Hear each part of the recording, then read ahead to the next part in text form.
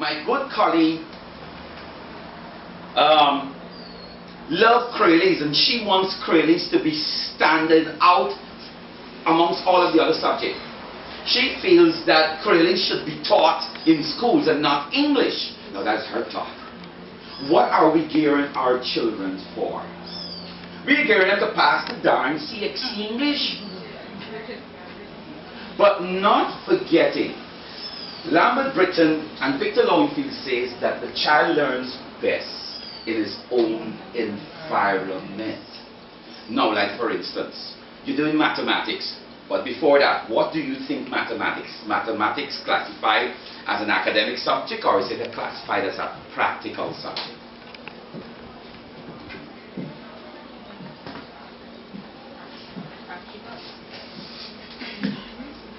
A practical subject, or is it an academic? Is it not with the core subjects? And what are the core subjects? The core subjects are what? Academic, practical, or stupidity?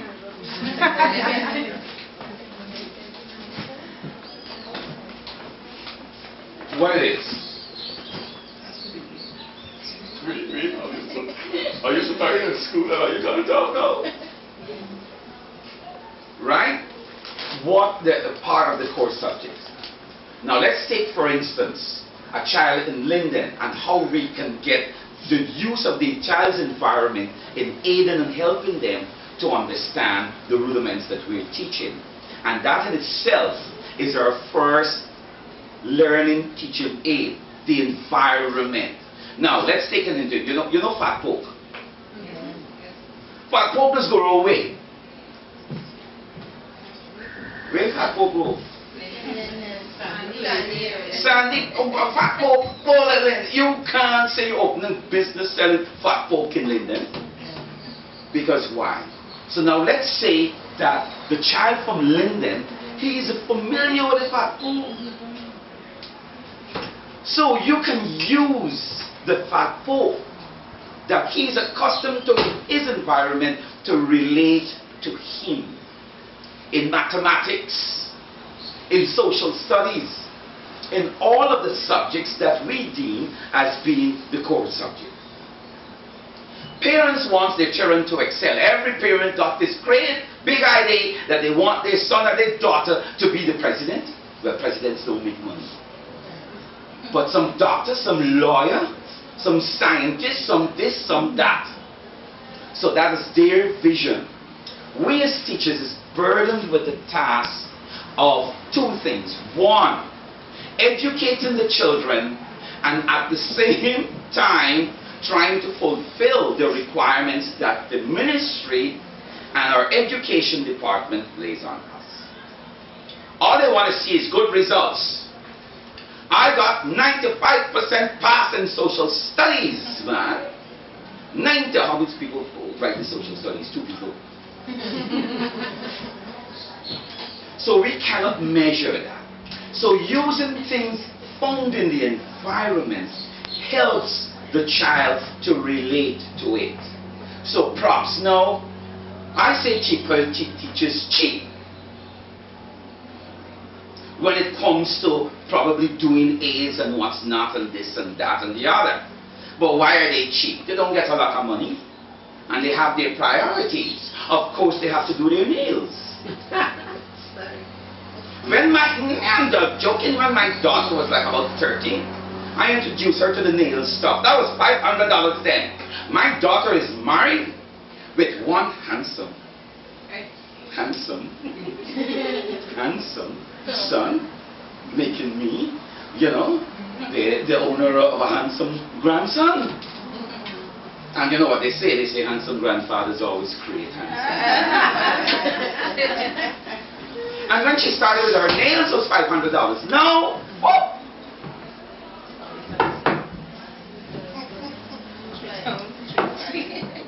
Esteem is good for us to develop in our children. Alright, all of this here, man, look, me and with all of this here, you can get a handout to read it when you feel like reading it. Right? But one important thing is the language can be defined as a verbal, listen to me, language, verbal, physical, biological, what's the word again? Innate. Right? And a basic form of communication. But it's not just the physical aspect. Let's deal with that. Right? Language is physical. You know, there's some people, when they're talking, you know, some of them don't say nothing but their hands flying. You know, when two people warring. Good, because why? You're hearing nothing but trauma. Likewise too, those are semiotic signs and symbols that make us discern what we're doing. Likewise too, as teachers, what we need to do is to use signs and symbols that are familiar with the children, to help them to carry over our task. And our task is to teach them, educate them, and make them pass the CXC English. Now, in passing the CXC English, most of us, and being very, very honest, some of the children in some areas, you talk Creolese to them, they understand. But you don't talk Creolese, no problem with that. But what we as teachers need to do is that we need to echo the switching. And we have to do that. Creolese was one of the first languages that was developed by the slaves that came from different aspects. You call them dialect. Right? And dialect is a regional variety of language. Right? Notwithstanding the spoken language. Now let's paint a picture in terms of Guyana. We were a colony. We had slave masters. We had French slave masters, Dutch slave masters, and we finally had the English slave masters. When they brought the slaves, they confined them that they would not communicate with each other. So they made sure that the slaves that they brought from Africa or spoke different dialects, so they couldn't really rebel. After the slaves were colonized, and they started to develop their own form of dialect to communicate with the white masters and amongst themselves. When the East Indian came, they spoke no English, they spoke Hindi. And what happened is that you had now a fusion of African-speaking Creole language influenced by the Indian. So you find some words that arrived or derived from Indian Hindi words, English words. Now, it was a normal thing to communicate, speaking Creolese. The fastest thing you had to learn was this new of communication. You hear them Chinese? Them Chinese don't speak proper English, but they try their best to talk the English that they understand. And likewise too, that was the same predicament that our ancestors had. After the slaves were emancipated and they went from the sugar estate to the villages, their dialect was developed even more. And they communicated with that dialect because they weren't given educational opportunities. They weren't given a lot of things, but they dealt with it and it served its purpose. During that time, the arrival of the English language, in the sense of English language, which we're not ridiculing, because it's universal, but we need to understand what really and how we should go about teaching the English language to our youngsters. Most people in the villages and in the rural areas, they speak raw Creolese. Barbicians don't pronounce the H, they say L.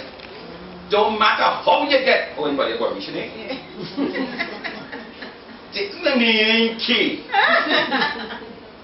They never would say here, they'll say good. And they'll think the Indians on the west coast are being Ayo. VDs, ABDs. So you find that. So now parents communicate the best way they could with their children, which is great. We as teachers, we're in the dilemma. Because here you have a language that the children are speaking 24/7. And when they come to your class, they can't even understand what you're saying. You see the dilemma? But we cannot falter from what we are supposed to use. We need to use dialect as a vehicle for teaching proper English. Because when it's always, it's a complaint from CXC, the children can't write. They pass with 10 CXCs, and they go to the office, the manager complains and they can't write. The reporters can't write. The announcers can't pronounce. You understand? But what is our task? We are not the conscience of the world. We are just simple people doing a task that we love. Nobody forced you. Your mommy forced you to be teacher? Good. Anybody mommy forced them to be teacher? Nobody. So you're coming in. But even if you just decide that they don't know what to work for teaching, work. So I don't take it until I get what I want. You're in 8 years. Couple more years, good maturity coming. And the minute, when you reach a certain, you don't care about nothing. All you're watching is them good maturity. And you want to know which school you at. Are you at the A grade, a B grade, a C grade, a D grade, or an E grade? If you get E grade, you want to get A grade. If you get A grade, you want to stay. It's super A. So that is it. You can't vex. Everybody's entitled to their own social development, and you cannot vex with that. But what we need to realize is that we need to look at strategies in terms of edifying the children in our classroom. If we can do it and we deal with the smaller children, if we can do that and ignite them to respond. The world is very visual. Alright, that is definition, right? The world is very, very visual. Very, very visual. Very, very visual is that. What them little picnic know? What them little picnic I know? Visual in the sense that you've got what? You've got the smartphones. And the smartphones got visual images. You've got the tablet. You've got the Kindle. You've got the next Kindle. You've got the iPhone. You've got a phone where it's phone and Kindle and Tibble and everything inside. Then you got TV. Then you got direct TV. No, this is the dilemma that we face. You got direct TV. You got one company doing direct TV from Spanish-speaking countries. One doing it from all the way, and you got cable service that will give you 80 channels, my sisters. 80 channels, oh my gosh. What is that saying to us? That our children, they're becoming much more visual in their things. And what is being developed is their visual senses more than any other. You may think that they know this and they know that. You think that WWE, they know like I went to a party on Saturday. The mommy sat down next to the boy. I said, do you look at WWE? Here is mommy. No, I don't allow him to look at that. I look at the little boy. You know John Cena, you know what you're talking about.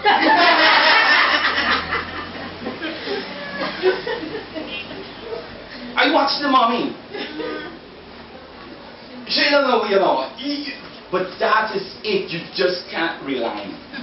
As teachers, what we need to do is that we need to make our lessons much more visual. And how are the ways we can make it more visual? By changing our appearance from time to time. Now, let's say you're doing community work. But what I'm saying is that we need to change. We are visual learning and teaching aids. Just ourselves. How we dress.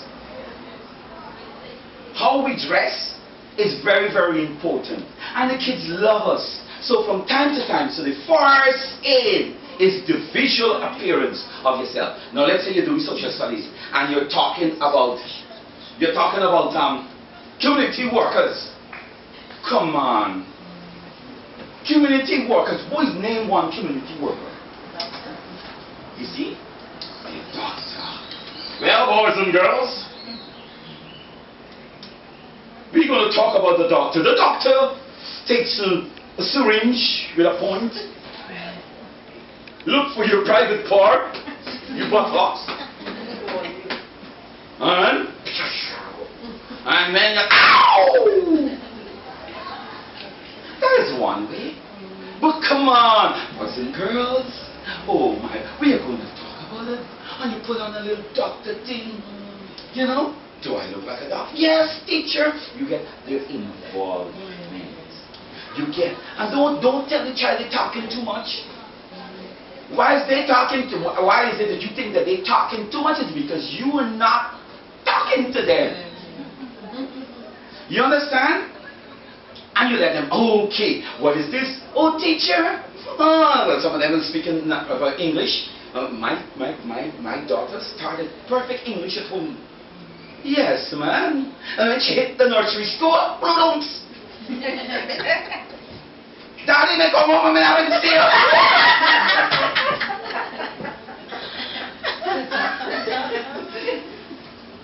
you. You understand? So, like that, you're talking about the market vendor. You know, with the market vendor, you dress up, you put on a fancy, they got songs. Children are very, very visual, they're very thinking song. Where's the market song? Who is it? Oh God, you forget the market song. Get your mangoes, get it, and well, it is so nice. Mangoes in season, don't be so cheap. Bring some mangoes and you talk about, and you have it and you share it with them. And they can start enacting. It's a learning situation. Alright, we're doing community workers. You be the doctor. You be the market vendor. You be the police. And you talk. Now, what are some of the characteristics of the police? What is some of the characteristics of the market vendor? What is the characteristics of the doctor? And you can, in simple, visual, dramatic form, relate certain basic concepts to the children in a fun way. Sheikh Bash was saying, there's got to be more fun in education. Mrs. Manny Chan, say anything what he said, but do it with a different voice. You have to have more fun in education. Fun is being organized. I'm a clown. Don't look at me so. I'm a clown. And I create fun at parties. Before I came here, I was at a MASH meeting. There's a headache meeting. And I picked the card and I answer. The lady saying, Mr. Khan, we need you for the 21st. I said, Mr. Khan, make it for the 21st. Mr. Khan, when you can make it? I say, the 20th. Or I can call you back within 5 minutes. Yeah, we're done for the 20th. So, that tells me what? That I'm damn good. And she knows that I'm darn expensive. So it's a win-win situation. So I'm saying, simple little ways, simple little things, you're making it more visual. Because 99% of children learn, 99% of the times, through visual, tactile sensations. The senses play a very, very important part. So you have them with all of these things. Props are important. I'm not telling you to go make your, go buy props and this and that and the other. I'm telling you to be innovative. And because a child learns best in its environment, use the things in its environment.